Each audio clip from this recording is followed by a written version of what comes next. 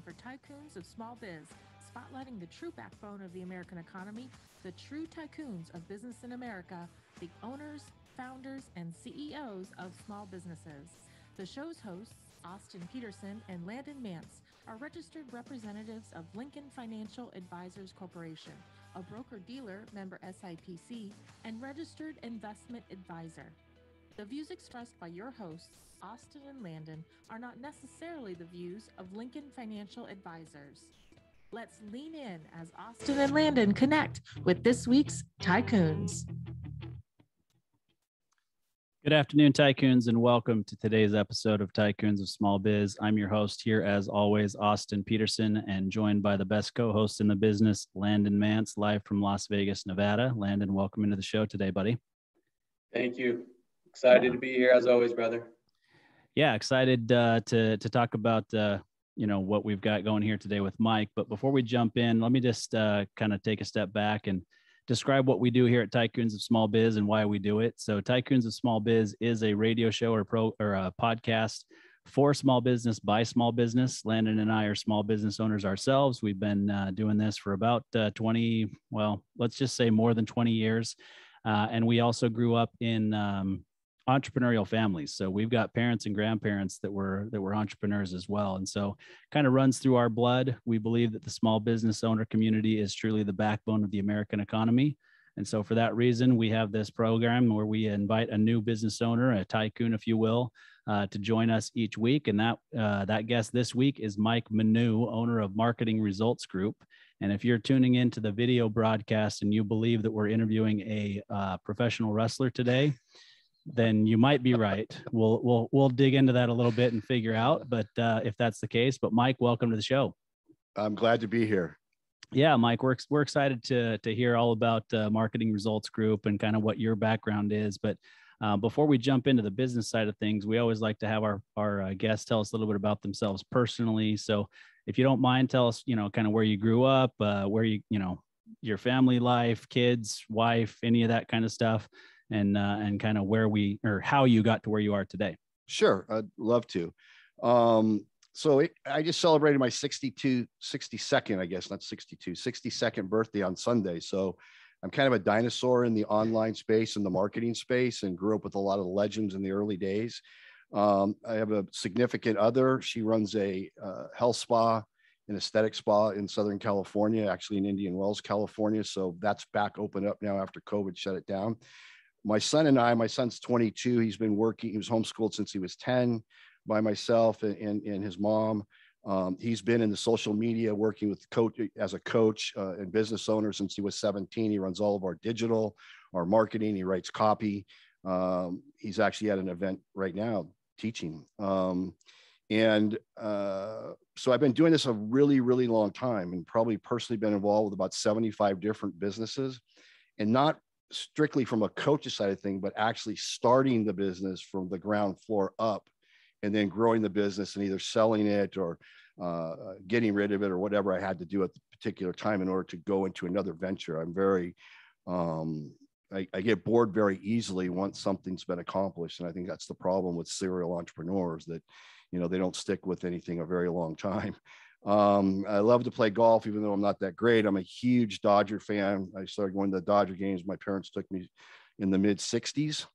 Have an interesting story about starting a business around a Dodger hero at the young age of 22. Love to play golf. And my sidekick is my dog, Abraham, who's a 19-year-old Shih Tzu.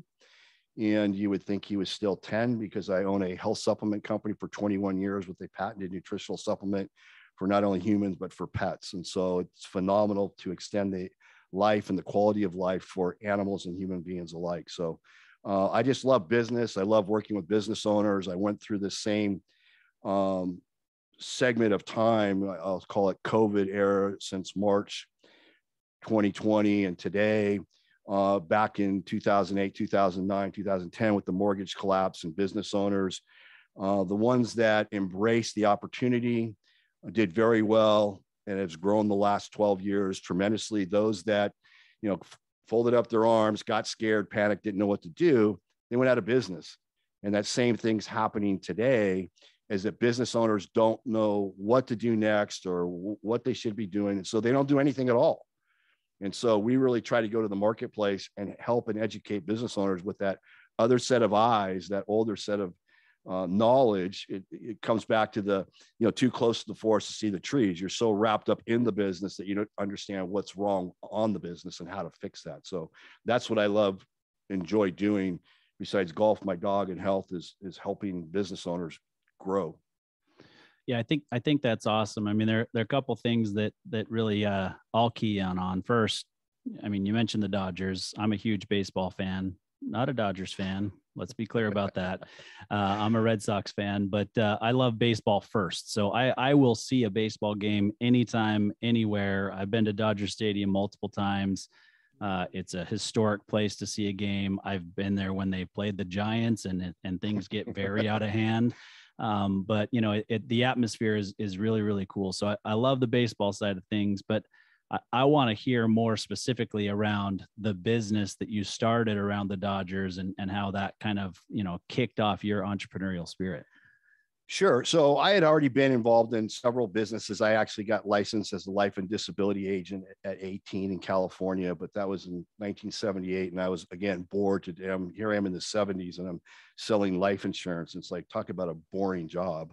All my nights were calling on homeowners and, doing that kind of stuff. So I evolved eventually and got involved with some direct sales companies. And so I was in Southern California at the time, and I was hooked up with an organization that was doing how to start your own business seminars. So we would do free 90-minute Monday through Thursday at different hotels around Southern California, Long Beach, Orange County, and then eventually San Diego. And we would do that for 2 weeks. And then we would book a Friday, Saturday, Sunday that we sold the husband and their spouse or their partner or whatever, a $4.95 program. And we taught them how to start a business and how to buy everything at wholesale and do all these different things. So we were a very forward-thinking group. Well, being a great Dodger fan, in 1980, 81 is when a young pitcher by the name of Fernando Valenzuela came up into the LA area, and he was a literal phenom. So Fernando Mania went nuts, and I think he won the first 9 games in a row. And every time he pitched left-handed, he looked to the stars as if he was praying, and somehow threw strikes. And I said, you know what? There's a huge following here. There's a market here. So I went out and started what was called the Fabulous Fernando Fan Club. And to show you the timing and the error, so for $5, you could join this fan club. And I had ads running in the LA Times and La Opinion newspaper, which is the local Hispanic paper. And for $5, you got a monthly newsletter that we mailed you because there was no internet. No social media. We got a bumper sticker, and I forget a few other things like that. Well, the minute that hit the newspaper, I get calls from Jim Hill at CBS and I think it was Stu Nance or Fred Rogan at NBC. And so immediately I'm asked to do shows on TV, on the sports channels. And so it was kind of cool. Here I am, 22 years old. I can't play baseball anymore, and I'm trying to, doing entrepreneurial stuff. And here I am having fun. Well, long story short, that year I just invested in posters and bumper stickers and shirts, and I had girls and guys outside Dodger Stadium selling the stuff on the way. I was one of the first people they didn't do that before that. Okay. It's not like it is today. We had a baseball strike for the first time in history for 61 days or 62 days. I know it's a little before your time, but I know you've heard about it. So here I am with all this inventory, and I had borrowed money from my dad to get the inventory and stuff, and I'm stuck with all of it. I go, what am I going to do now? Well, thank goodness the Dodgers made the World Series, and I was able to recoup and sell everything at the World Series games that we won that year, by the way. And I made my money back, and I said, you know what, this was a great little gig, but Fernando Mania, it's still strong, but it's not something I'm going to retire from. But it's just a thing that I see opportunities that are out there, and it's how can I capitalize on that? How can I take advantage of that, doing something that I love to do? And so that's how I started that little baseball gig back in 82. Yeah, I think that's interesting. And just to be clear, that was before Landon's time, but not before my time. So I was very young, right? But I was big into baseball at a very young age. And so I do remember that World Series, and I remember Fernando Valenzuela very well. So I think it's a really cool story. And, all of us kind of have our story, something that kind of got us interested in entrepreneurship and an understanding of, kind of where we wanted to go. And Landon and I have talked about this a little bit. We actually talked about it on the show a couple of weeks ago, where it was just he and I on the show, and we talked a little bit about our backgrounds. But, my dad was an entrepreneur, but he basically was just providing himself a job as a stucco contractor. Didn't build a large organization or anything. Didn't have anything that was necessarily unique. And he had a GED. So for me, I thought education's the way that I need to go. And my parents, taught that. And I felt like I was on my way to law school until I took an entrepreneurship and stock market class in the 9th grade. And that kind of changed the way that I viewed the world and started me down this path. So it's cool to hear other people's stories. And, Landon can share his story if he wants to as well. But, I'm just intrigued by the way that all entrepreneurs get their start. So, with that group that you were working with, helping people start businesses and so forth, you kind of learn some things along the way. And so the first question that I'm going to throw out to you is, in your opinion, with the 40 plus years experience that you have now in working with entrepreneurs and starting your own businesses and selling them and so forth, what do you think the number one mistake that business owners make is? Not understanding their marketplace and not doing their research, not knowing who their audience really is. I'm happy to share a story. Yeah. So I'm at a 2-day conference right now in Mesa, and I was on the golf course yesterday or the day before chatting with a guy that just sold his company. He's from Nashville, and it's a video technology, doing videos and photography and 3D imaging for houses and commercial stuff like that. And his company burned through like $8 million and never made a profit. And he finally had to sell the company, and he got out okay and he escaped. But I said, the number one thing that we do when we work with any business owner, we ask them, who are you and who do you serve? What pain or pleasure do you bring to your audience? And do you really know who those people are? Because you can't go out there. In today's world, we're bombarded with marketing messages from coaches. And, we do Facebook ads, we do LinkedIn, we'll get you 15 or 20 customers a month, or, interviews a month and all the rest of that stuff. And, how does a business owner, he knows he even needs that? Okay. First of all, and if they don't know who they serve and what their product is, they can't bring it to them. So back to the story. So I was explaining that to the guy, and the guy goes, Mike, that's exactly was my problem. He says, I started my business 8 years ago or 12 years ago. And he goes, I thought my audience was homeowners that wanted to sell their home, and we would come in and do all their pictures and their photos. About a year later, I realized that it wasn't homeowner, it was really real estate agents. And then it was another 6 months, and I realized they didn't want video, they wanted photos. So here's a guy that floundered and raised money from family and friends and investors for several years before he really understood who his audience was. And so that's the first thing a business owner has to fully understand, is who it is and who do they serve and how do they serve them before you can create any type of marketing activities. And you see it happen all the time. You'll see their message on one social media platform says one thing, and then they go to a LinkedIn guy and it says something totally different. And they go over here on Instagram and it says, and there's no synergies. In today's world of omni-channel marketing, you need to be able to look at a company and know, oh, that's the same company I saw over here or over there. But business owners just don't understand that. And they rely upon experts to help them fix their problem and learn their problem, when they're the only ones that really know what they need to know. And it really takes somebody that understands how to draw that out of them, how to ask the right questions in the right order. So the long answer to your short question is, I think they don't understand their marketplace and who do they really serve. And I've been guilty of that. It cost me millions in the mid 2000s because I didn't really know who my audience was.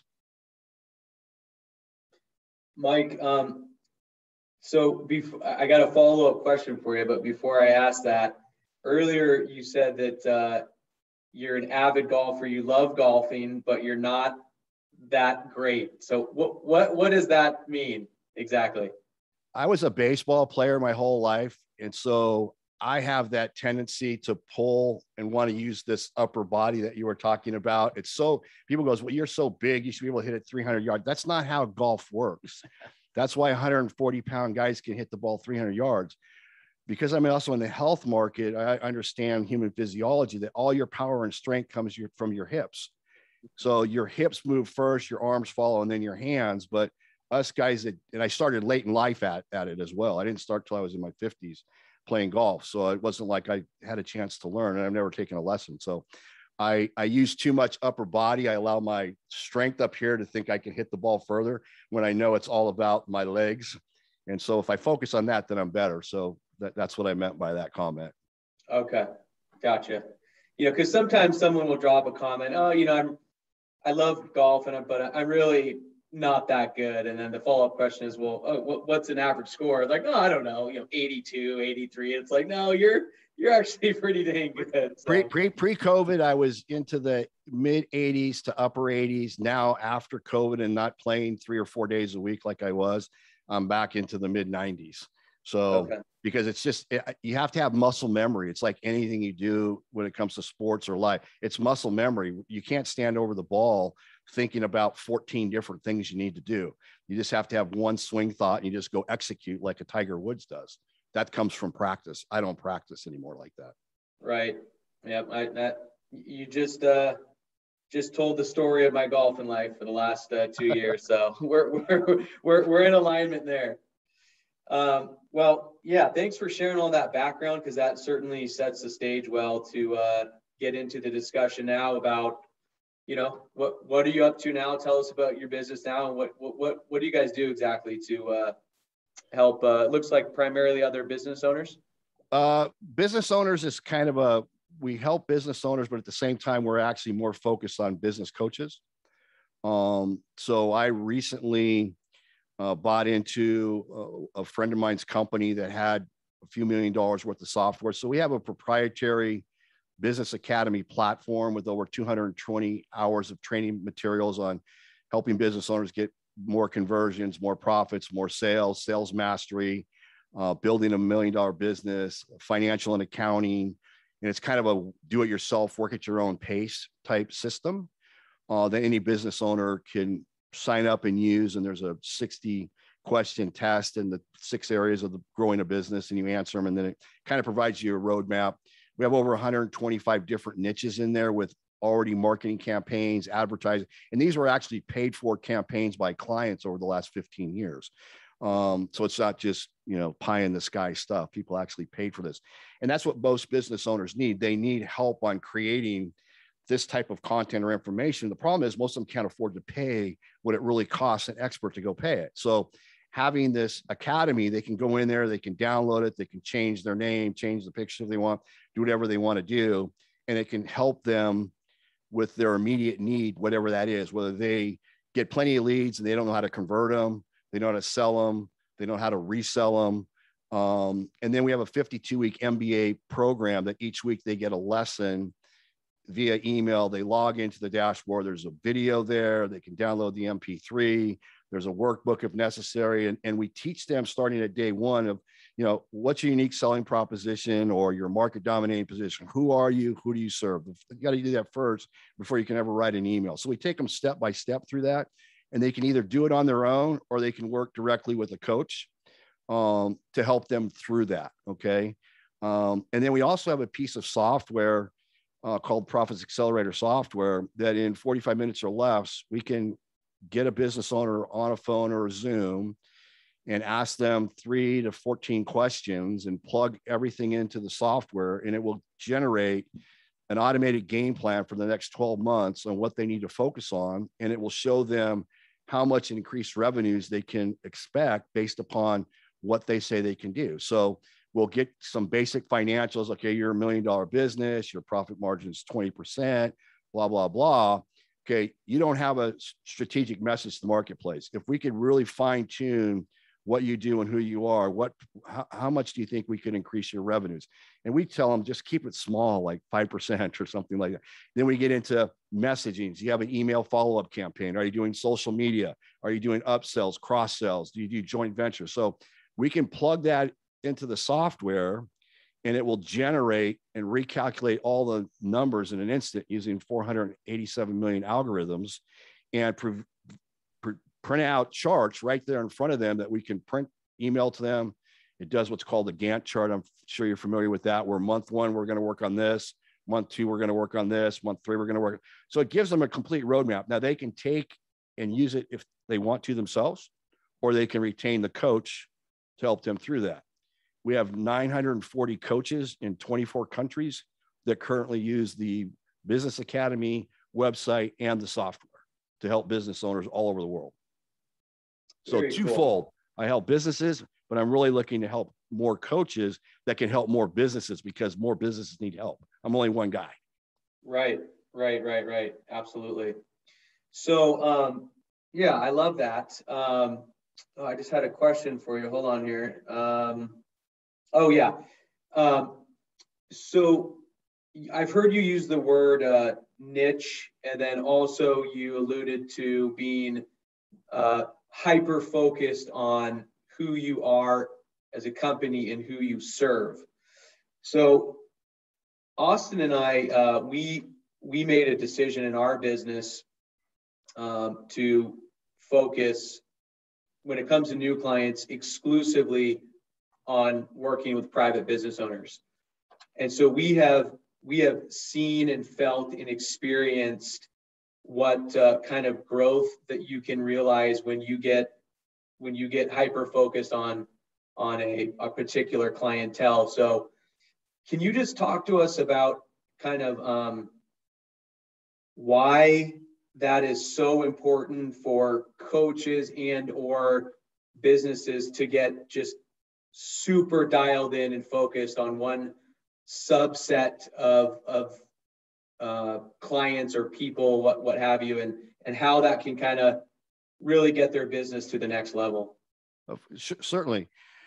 Well, when you can't, you see so many businesses out there that try to be all things to all people, and it's impossible to be all things to all people. Okay, because certain people are at certain positions in life, depending upon your product or service. And therefore you have to talk to them where they're at. Okay. So if all of a sudden I'm talking high level stuff, or you as an investment advisor, you're talking some high level IPO offerings, blah, blah, blah, blah, blah, and you're talking to a business owner that's just barely made his first profit, guess what? You're going to turn that guy off. So you find your business owners as your marketplace. And if you do the demographics and you know the numbers, you know, how many employees, how much they make, you know the particular offerings that you can make or how you can educate them to move forward from where they're at, depending upon their sophistication in the market or what have you. It's the same thing with business coaches. Business coaches, this is where I disagree with some that are out there. Where our platform helps is that we have 125 different niches that are already there. So the content's already created. So a business owner could go there and find their niche. You know, if they're a plumber, painter, candlestick maker, whatever they are, it's going to be there and it's going to have the content. So me as a coach, I don't have to help develop that. Now, the core principles of building the business are all still the same. Who are you? Who do you serve? Do you have an email campaign? Do you have a follow-up campaign? You know, do you have all those things? Those all are consistent no matter what niche that you're in. Now, if I'm talking to a business coach, what I see too many business coaches doing is they go to a networking event, they go to the Chamber of Commerce, they go to BNI, and all of a sudden the guy goes, "Hey, I'm a roofer. Can you help me do the roofs?" Okay, I'll help you do the roofs. So he slaves through it. He learns about roofing. And then the next guy comes along, owns a coffee shop. And all of a sudden I got to learn about how a coffee shop operates. And then I got to learn about this. So for anybody that's out there that's actually a business coach or business consultant, the quickest way to get to $1 million as a coach is to think about what you know the most about already. If you were already, like I have dental clients, okay, they were retired dentists, so we put together a membership program. She goes after dentists because she knows the most about that, okay? Mm-hmm.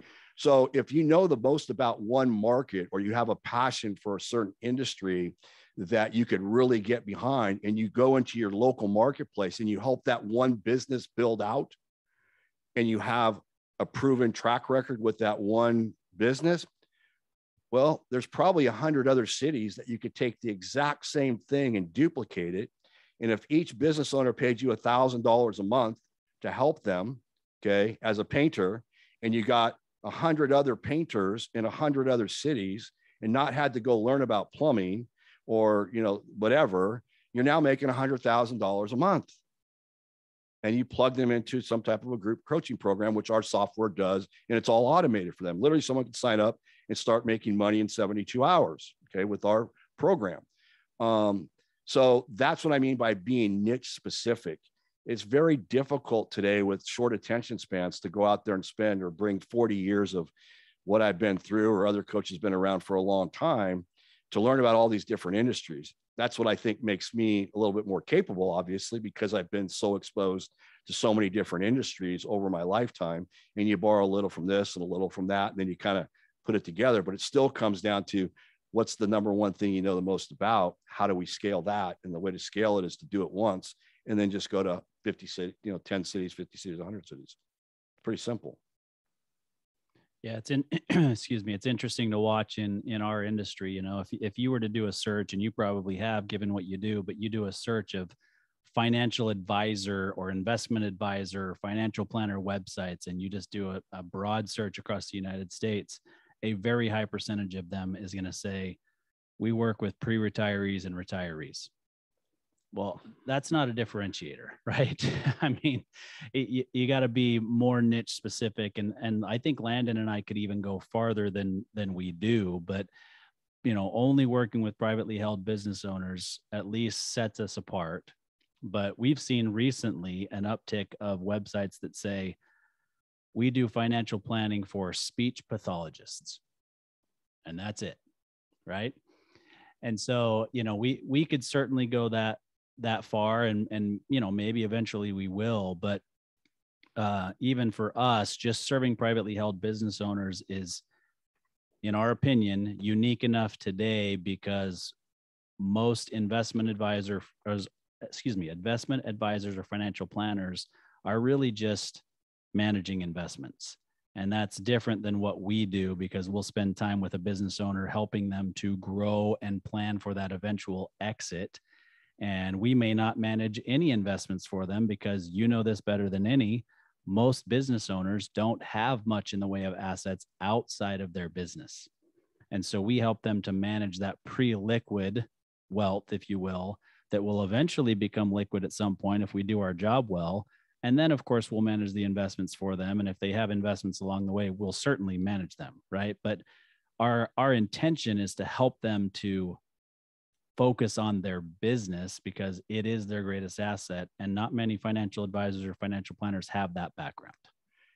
Absolutely. Because what you find out is that so many small businesses, everything revolves around the owner. There's no separation. And if the owner can't even leave for a week, and his business dies, okay? And that's why we do a lot of work with accounting firms with our software and our platform, because the accounting firm, software firm, investment firm will license our technology and our platform, and then use that as a value add to the service they're currently selling. Now, either adding it in, you know, I looked at after the fact, I saw your stuff and, you know, what you do and you work with clients. So I'm sure there's a lot of people that can't afford your more one-on-one or group aspect of your price point, but you could certainly plug them in at a lower price point where they could do it themselves and follow along.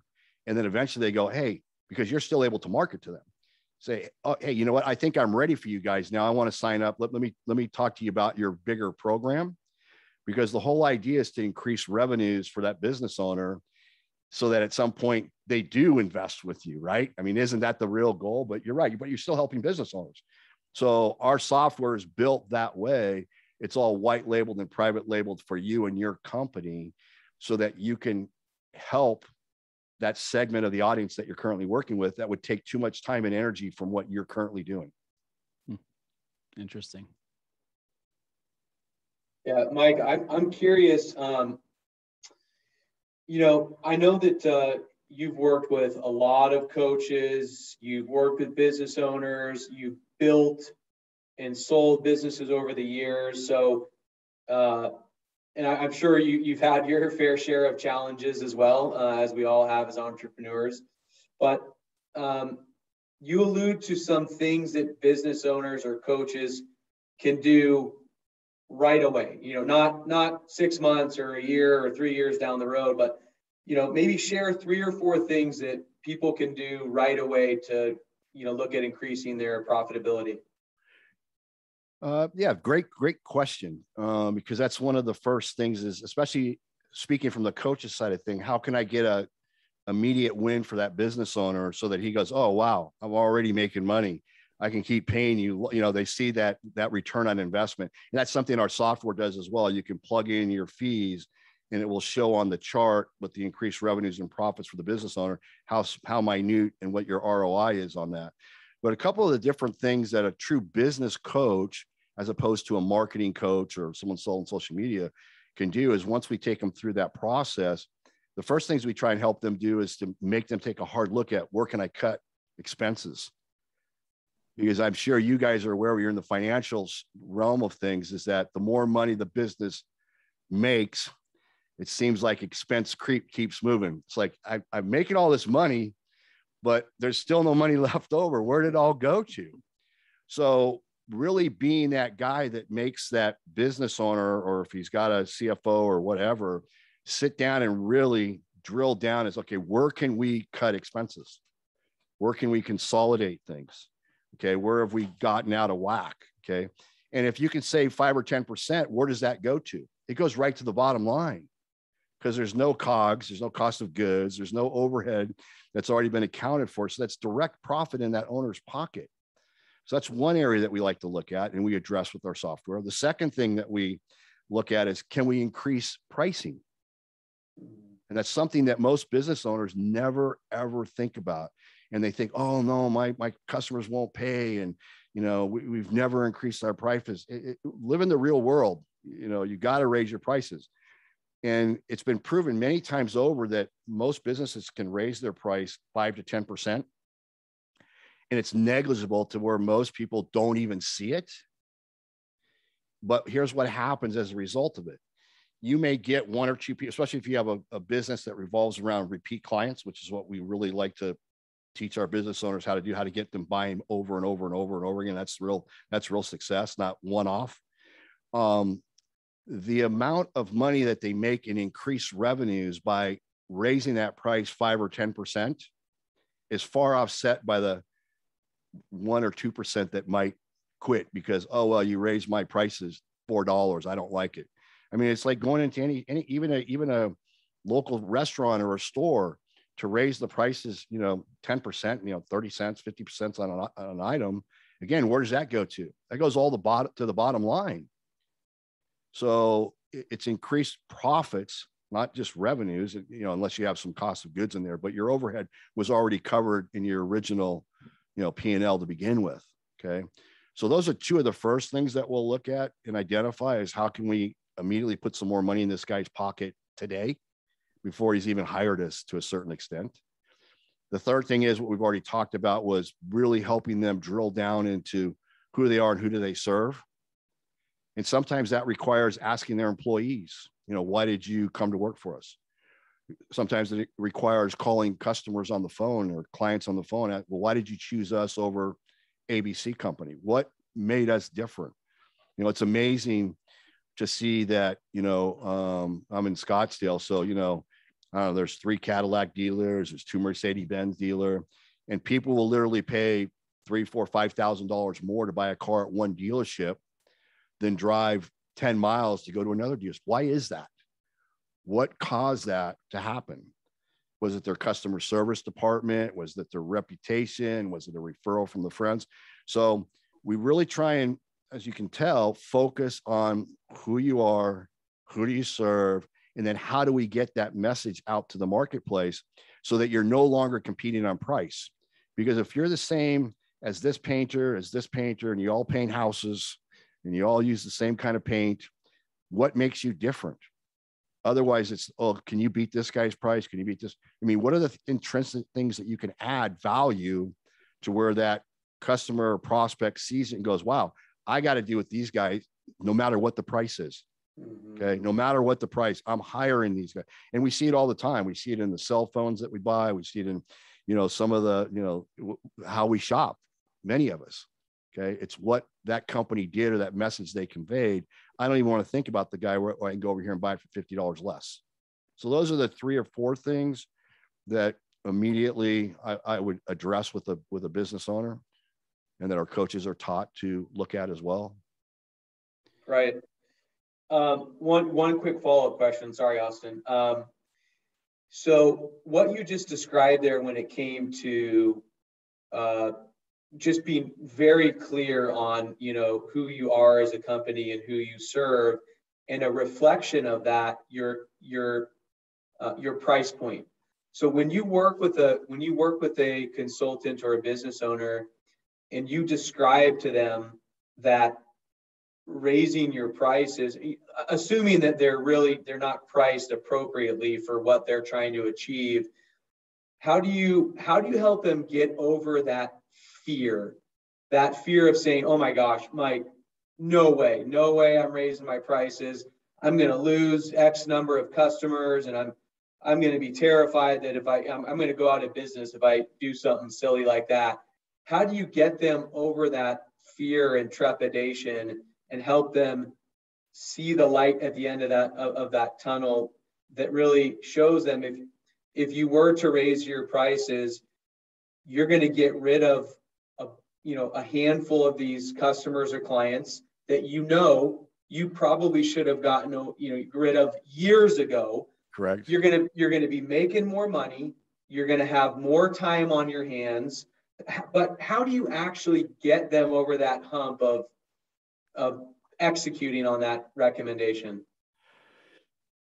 That is a great question. And what you said there was absolutely correct. It's all about the relationship with the business owner, because by this point in time, especially if they've gone through our software platform, where we're asking them for their feedback. So there's a thing called co-creation. Most coaches or consultants come into a business owner, here's what you need to do, blah, blah, blah, blah, blah. Business owner goes, okay, I don't know anything about that, but go ahead and do it. And then guess what happens? It doesn't work. Maybe it works, but most of the time it doesn't work. Who do they blame? Coach or the consultant. So when you're able to actually sit down with that business owner, either in person or over Zoom or phone or whatever, and ask them the questions. The key is the questions and the order in which those questions are asked. And you get them to actually bring out that information about what they think. They co-create that with you. They take ownership of it. Guess what happens when the employees hear about it? The boss makes sure that the employees know that, hey, here's what we're going to do, because here's what can happen when we do it. And here's how we all benefit. So it's the same thing of, to tie another analogy together with what you asked me, it's like getting the guy from, okay, the guy first got exposed to who I am and what we do, and we've nurtured him along a little bit more, and he's learned a little bit more about us. Maybe he's watched a little Webby or short video sales letter or whatever that happens to be, till he finally says, I want to get on the phone because this resonates with me. Okay. So the sale is really pretty much already taken place. So when you get the guy on the phone or the Zoom and you're going through the whole process, he sees it. And here's what most people say: wow, nobody's ever shown me any of this. No one's ever taken me through questions like this. It's all about, I learned from, in my health supplement company, my patent owner, who's a double major from MIT, taught me 20 years ago, the quality of the answer is always determined by the quality of the question. So many people ask dumb questions, okay, and they get dumb answers, or they get answers that doesn't make any sense. So when you can specifically ask a question that makes that guy think about it. Now, maybe he doesn't right away go for the raising their prices. Maybe it takes a few other wins doing some other things that he says, you know what, I think we're ready now. Let's go ahead and do that. And sometimes that's what it takes, because he may not have any systems in place. He may not have any processes in place to where it's not streamlined. But what you said was absolutely correct. So many business owners hold on to clients or customers that they should have gotten rid of a long time ago. Okay. Same example with the guy I met over the weekend, Andrew. He said the one thing we also didn't do is we would take the guy who bought our services once during the year, the real estate agent, and treat him the same as the realtor that did 50 homes with us. We didn't care because I didn't understand that the guy that did 50 should have been getting carte blanche, and we should have got rid of the one guy that gave us more headaches. He complained all the time. We didn't make any money on him. And that's the hardest part for a lot of people, unless they get that little nudge, which sounds like you guys do with your clients that you work with, is like, does it really make sense to serve that person? Because people that like you and know, like, and trust and spend more money, they buy more often. They don't complain. People that pay me as a business coach the most amount of money hardly ever call me. When they call me, they want a quick answer. It takes 15 minutes and they go back and put it to work. The guy that pays less, they're a pain. They are a literal pain. Yeah, excuse me. In our practice, we call that the bald with glasses premium. So, they'll pay a certain level for, a good looking, fully, haired person like Landon, and then they pay the premium if they get to sit across the table from me. So, okay, can I tell a quick story about that? Yeah. I love telling stories. So I had an attorney that hired me, 10 years ago. I was doing a lot of work in helping homeowners that were going through foreclosures. And this guy was a big time attorney from New York. And he says, I know who you are, blah, blah, blah. We were going to hire you, redo the website and everything else. So I told him, and again, I'm going like 10 years. Okay, it's $7,500 or $8,000. You got to pay me up front. We'll get the work done. You got to deliver deliverables and get me the content and everything else. 90 days later, the guy still wouldn't give me any stuff that we needed to do his site. So I finally sent him an official notice. Say, listen, you got 30 days to respond or we're done. And don't even think about getting your money back. Never heard from him. And the lesson I learned was I didn't charge enough money because the pain point wasn't high enough for him to think about it. And that's another problem that coaches have working with business owners. If you don't charge enough, they don't value what you give. That's why I don't like to give free information, because that's what they value it as, free. They got to pay more. And the more that they pay, the more they're going to take action, and the more that they're going to respect what you help them or trying to point them in that right direction to do. Now, I can't use the bald-haired glasses because I got way too much hair, but same way, I think we do the same thing. You know what I mean? So it works. Yeah, no doubt about it. The reality is, you pay premium prices for premium services. And, Landon and I have both been in this business for a long time separately. We've been together as partners for a shorter period of time. But even in the short period of time that he and I have been working together officially as partners, we've raised our minimum fee to clients 3 times.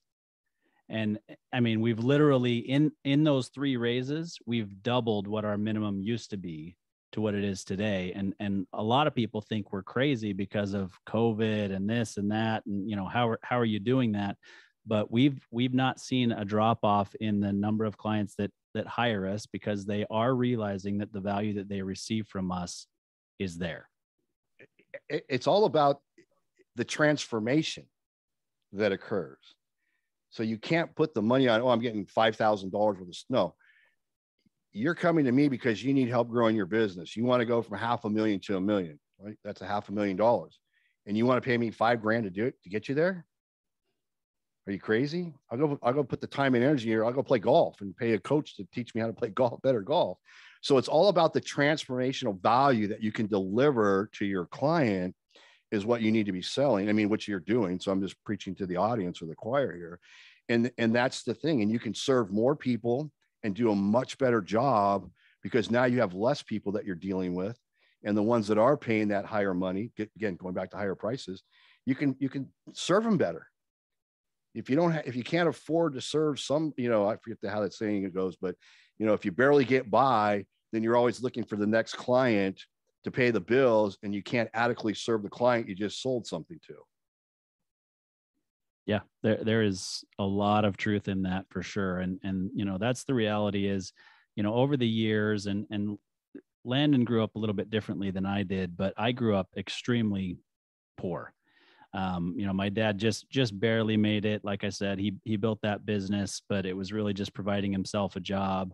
And, we kind of just held on. And so, I got into this business one, because I was passionate about it, but two, because I really wanted to help people. Right. And the reality is a lot of people who don't have a lot of money may need the most advice, or at least definitely need some advice. And so early on, I wanted to serve everybody. I really did. I wanted to help everybody, but I've learned over the years that by doing things the way that Landon and I do them today, I'm actually able to better serve those who truly need my help, because I have additional time to go out and serve them potentially on a pro bono basis a lot of times, to help them with any questions that they may have, whether it's budgeting or, basic financial concepts, because these business owners that we work with that do have very complicated financial things that they have to deal with, whether it's financial or estate planning or business succession planning, that get complicated and number of entities and so forth and so on. They pay us a lot of money to help them with that. That gives me the ability to then go out and serve others in a better capacity than I could have if I just tried to serve the masses. Totally agree. And that's where I'll come back to our business academy platform is so nice, because for literally less than $100 a month, a business owner can get expert business coaching that costs over $1.5 million to build that platform. Yeah. So, tell us a little bit more about that, about the actual business academy and the software. You've mentioned it a little bit. They can kind of, go in and build it, but what does it look like for a business owner? Let's say there's you mentioned the painting company down the street that's coming in and saying, I need to do something different than what I'm doing today, but I don't have a lot of money to spend for a business coach or a marketing coach, or even, the marketing services from a digital standpoint or whatever. What does that look like for them to get started? You said about $100 a month. So give us a little more background on that. Yeah. Again, that's all dependent upon the business coach. Obviously, they're independent. They license our IP and our technology and our platform. And it's built under their own brand, their own name, their own images, everything. And then they can market it for whatever they want, or they can give it away. We have media companies that will give away a $5,000 annual membership to the Business Academy as part of promos they do with the radio station or what have you. So there's all kinds of cool things that can be done. It's just a matter of what you can think about. So using just the Academy as a standalone product, a business owner would log in, and the first thing they're going to do is there's 60 multiple choice type questions that we're going to ask them about, getting their leads, conversion, sales, about their process and systems, and their sales mastery. So they'll go in and answer that, and then the system will print out a thing and say, okay, you really need to go focus here first, because it looks like you're doing a good job of getting leads, but you don't doing a good job on the follow-up or the marketing. So there's over 220 hours of video content broken down by whatever segment that is: leads, conversions, sales, systems, whatever. And they can click on there, and then there's sub breakdowns, and it goes from there and everything else. So that's one aspect. So a guy who knows what he needs to do or wants to go in there and do it right away, he can do that. At the same time, he gets signed up into our 52-week MBA program, where he gets an email every week that takes him through that process, market dominating position, boom, boom, boom, boom, boom. So we don't let him go in there and go right to, oh, I want to run Facebook ads right away. And which people think that's the sexy thing to do, when it's probably the worst thing they could do. We take them through that process over 52 weeks, and it's broken down into 90-day segments. The first 90 days is the foundation. Then there's the next 90 days, and the next 90 days, and the next 90 days. So it's all done systematically. So the business owner can sign up, go in there and use it. And the marketer can charge, like I said, anywhere from free to $497, because we actually put out a recorded coaching call every Tuesday at 9 and 3 a.m. in their time zone anywhere in the world. So the business owner can literally he gets the email, he can log in, he can listen to the call about different things about marketing, from direct response to doing lumpy mail to doing posts. Just whatever it is. If he wants to listen, great. If not, it's recorded. You use it some other time. So that's the one piece. Okay. The other piece is our Profits Accelerator software that we go into, and there's literally 40 areas that we can target. And again, it's systematic. We start here at the top. We find out about their business. We type it in as we're going along. We get some financial information. We get their profit and loss. What are you paying for COGS? What's your net profit? So that the computer automatically calculates that, and you get graphs and spreads and everything along the whole thing. So it's very visual and it changes in an instant.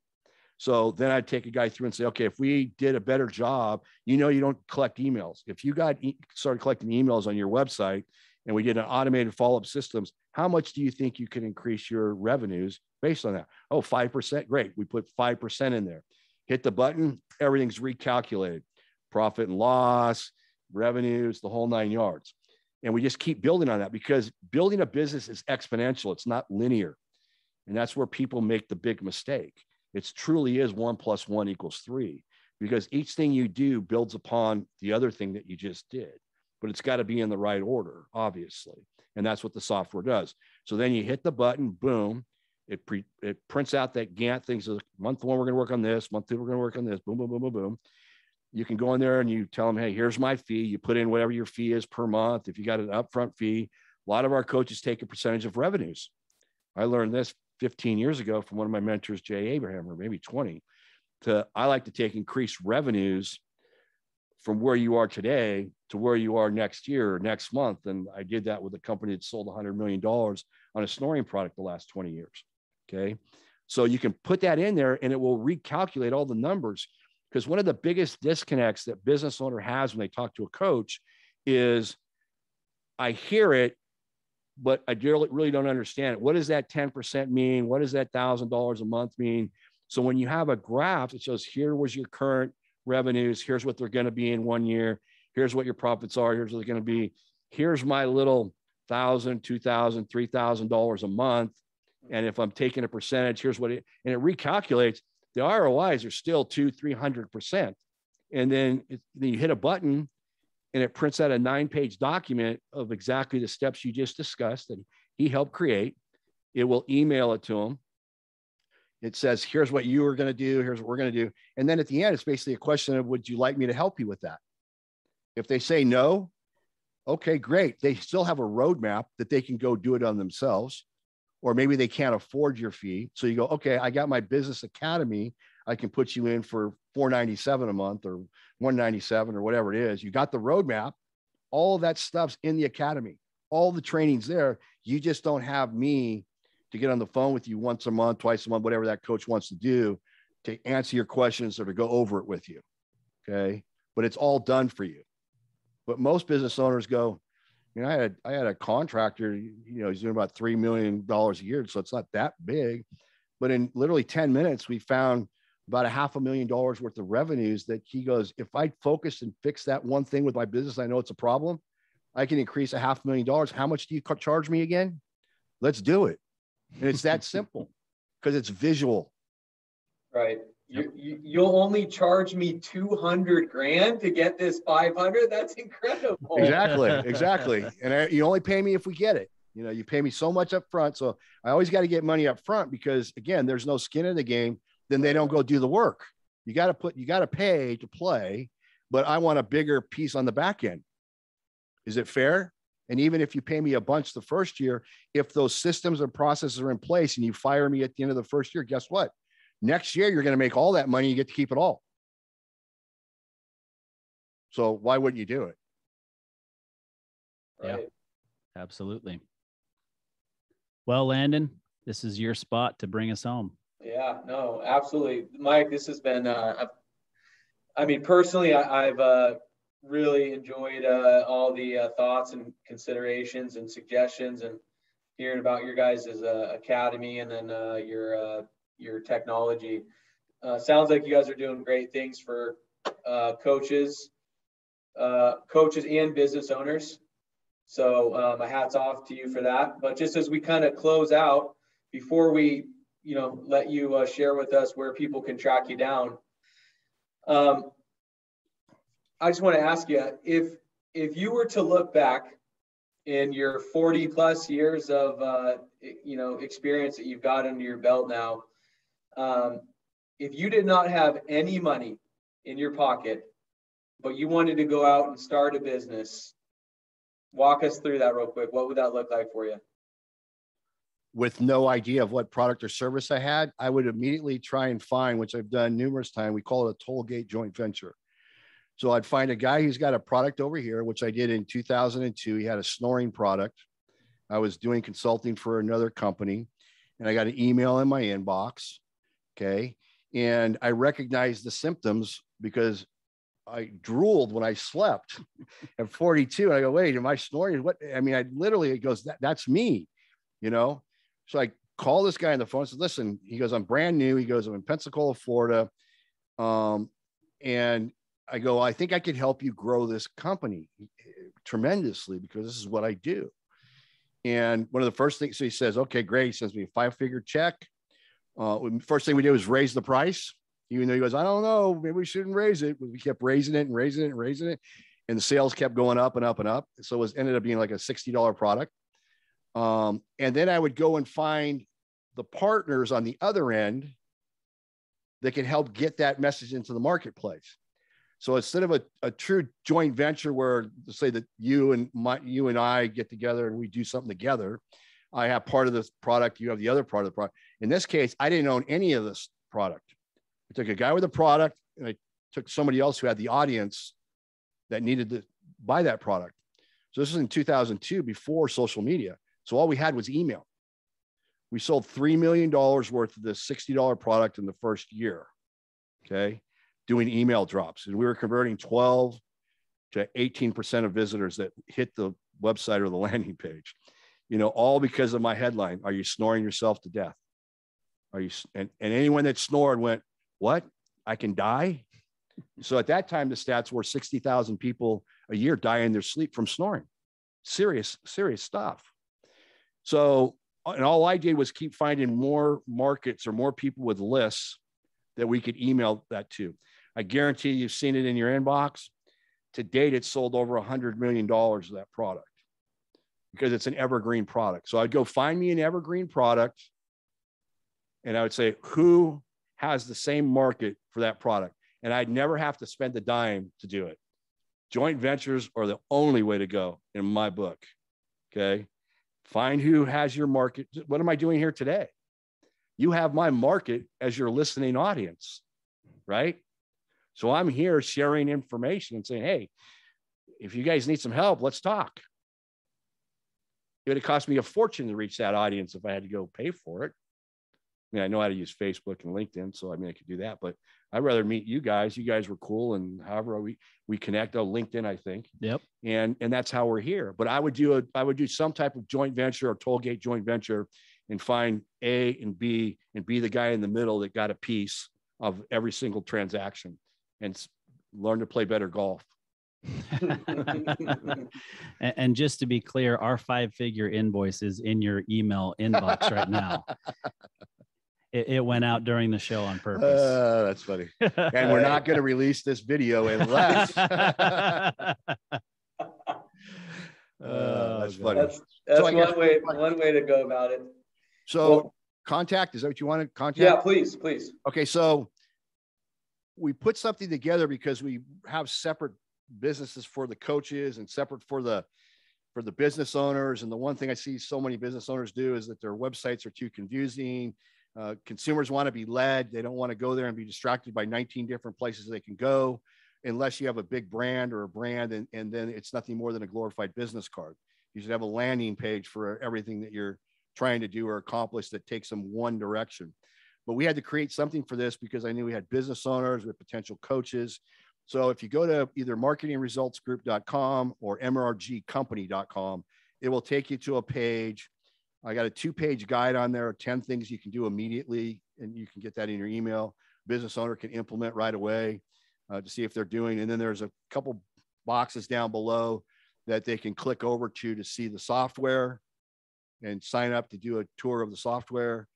Or coaches can go and join our Facebook group for coaches, where we kind of teach you a little bit more, and then we can do a one-on-one and take them down that road. Or at the bottom, where it has my mug, you can click the button and schedule a 15-minute call with me. So I break the golden rule of giving you too many choices, but there's one choice for coaches and one choice for business owners in one spot. So it's marketingresultsgroup.com. All right. Got it. Well, Mike, we sure appreciate you joining us, and we'd love to have you back on the show in 6 to 12 months and just hear about what you're up to. Awesome. I look forward to it. All right. Thanks a lot, Mike. Thank you.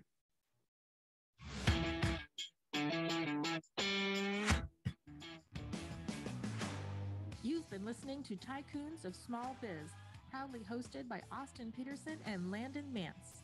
Austin and Landon are comprehensive financial planning professionals specializing in financial, estate, and succession planning for small business owners. Austin and Landon have offices in Scottsdale, Arizona, and Las Vegas, Nevada, and represent clients in 14 states throughout the country. Join Austin, Landon, and the featured Tycoons live every Tuesday at 1 p.m. right here on Business Radio X and your favorite podcast platform.